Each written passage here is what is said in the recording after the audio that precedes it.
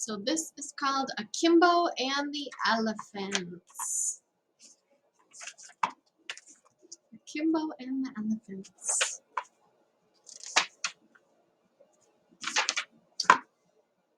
Imagine living in the heart of Africa. Imagine living in a place where the sun rises each morning over blue mountains and great plains with grass that grows taller than a man. Imagine living in a place where there are still elephants. Akimbo lived in such a place. On the edge of a large game reserve in Africa, this was a place where wild animals could live in safety. On its plains, there were great herds of antelope and zebra.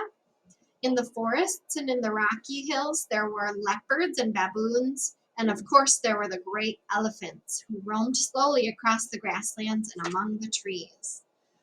Akimbo's father worked here. Sometimes he drove trucks. Sometimes he manned the radio or helped to repair the trucks. There was always something to do. If Akimbo was lucky, his father would occasionally take him with him to work. Akimbo loved to go with the men when they went off deep into the reserve. They might have to mend a game fence or rescue a broken down truck, or it might just be a routine patrol through the forest to check up on the animals. Sometimes on these trips they would see something exciting. "Look over there," his father would say. "Don't make a noise, just look over there." And Akimbo would follow his father's gaze and see some wild creature eating or resting or crouching in wait for its prey. One day, when they were walking through the forest together, Akimbo's father suddenly seized his arm and whispered to him to be still. "What is it?" Akimbo made his voice as soft as he could manage. "Walk backward, very slowly. Go back the way we came." It was only as he began to inch back that Akimbo realized what had happened. There, in a clearing not far away, were two leopards. One of them, sensing that something was happening, had risen to its feet and was sniffing at the air. The other one was still sleeping. Luckily, the wind was blowing in the wrong direction, or the leopard would have smelled their presence. If that had happened, then they would have been in even greater danger. "That was close," his father said. "Once they had gotten away, I didn't like to think what would have happened if I hadn't noticed them in time." It was not leopards or even lions that Akimbo liked to watch. He loved the elephants best of all. You had to keep clear of them too, but they seemed more gentle than many of the other creatures. Akimbo loved their vast, lumbering shapes. He loved the way they moved their trunks slowly this way and that as they plodded across the plains between the stretches of forest.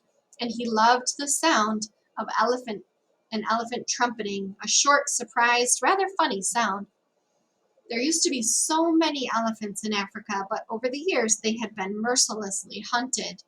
Now there were fewer and fewer. Akimbo could not understand why anybody should want to hunt an elephant and asked his father why. "It's for their tusks. They're made of ivory, and ivory is very valuable. It's used for ornaments and jewelry. Some rich people collect it and like to show off elephant tusks carved into fancy shapes." "But it's so cruel," said Akimbo. "I'm glad it doesn't happen anymore." Akimbo's father was silent for a moment. "I'm afraid it does still happen. There are still people who hunt elephants, even here on the reserve." "Can't you stop them?" he asked. Akimbo's father shook his head. "It's very difficult. The reserve stretches for almost 100 miles. We can't keep an eye on all of it all the time." Akimbo was silent. The thought of the elephants being hunted for their tusks made him seethe with anger. He wondered whether there would come a day when all the elephants in Africa were destroyed. Then all that we would have to remember them by would be photographs and, of course, the ivory from their tusks. The reserves would be empty, then, and the sight of the elephants crossing the plains would be nothing but a memory. "I don't want that to happen," Akimbo said to himself. "I want the elephants to stay." This next chapter is called Father Elephant. A few weeks later, Akimbo was to be reminded of what his father had said about the poachers. "We have to go out to check up on a water hole," his father said. Do you want to come with us? Yes, said Akimbo eagerly. It'll be a rough ride, his father warned him. There isn't even a road for much of the way. I don't mind. I know how to hang on. Akimbo's father was right. It was not an easy journey, and it was very hot as well. At noon, the sun burned down unmercifully, and it was unbearably hot in the truck cabin. Akimbo wiped the sweat off of his face and drank great gulps of water from the water bottles, but he didn't complain once. They had to travel slowly, as there were rocks and potholes which could easily damage the truck if they came upon them too quickly.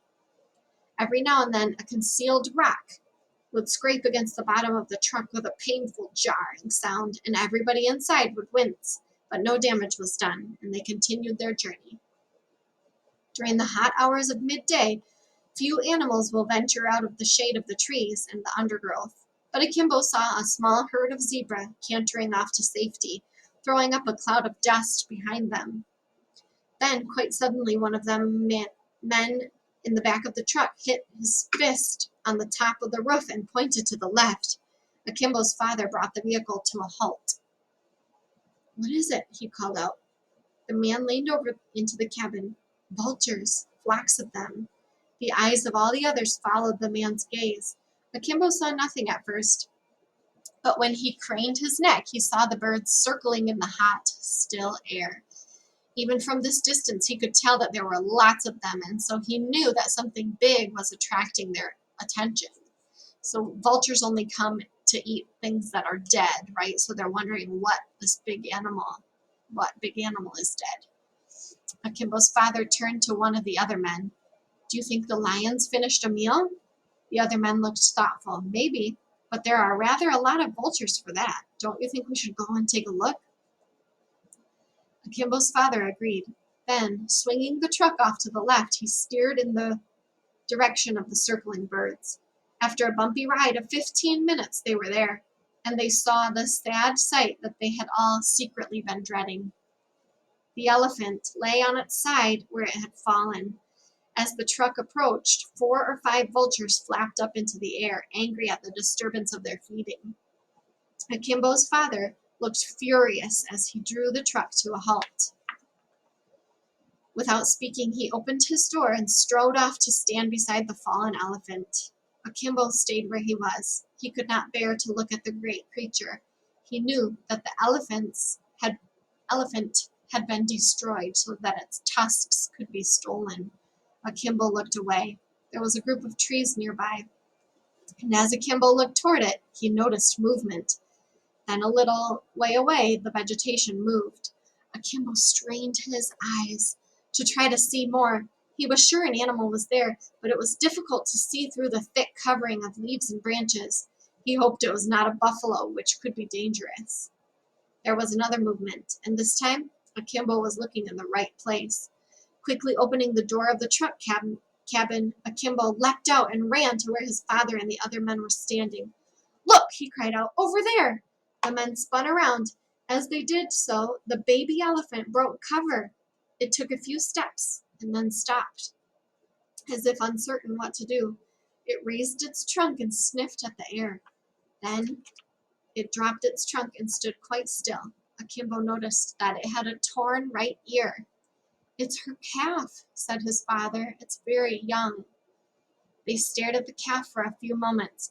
The tiny elephant was obviously confused. It saw its mother lying motionless on the ground, and it wanted to join her. At the same time, its instinct told it to keep away from the intruding men. Can we look after it? Akimbo asked. Akimbo's father shook his head. No, the herd will pick it up. If we leave it here, another cow elephant will come for it. So the adult elephants are the cow elephants, and the baby elephants are called calves. But it's so small. Can't we take it back to the compound and look after it?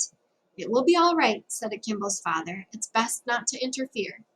They began to walk back to the truck. At a distance, the little elephant watched them go, withdrawing slightly as they moved. When the engine started, Akimbo saw it run back to the shelter of the trees. Goodbye, Akimbo muttered under his breath. Good luck. The truck turned away. Akimbo took one last glance back and saw that the vultures, which had been circling in the sky, had now dropped lower. So we will stop right there. And we'll see what happens next tomorrow. Yay!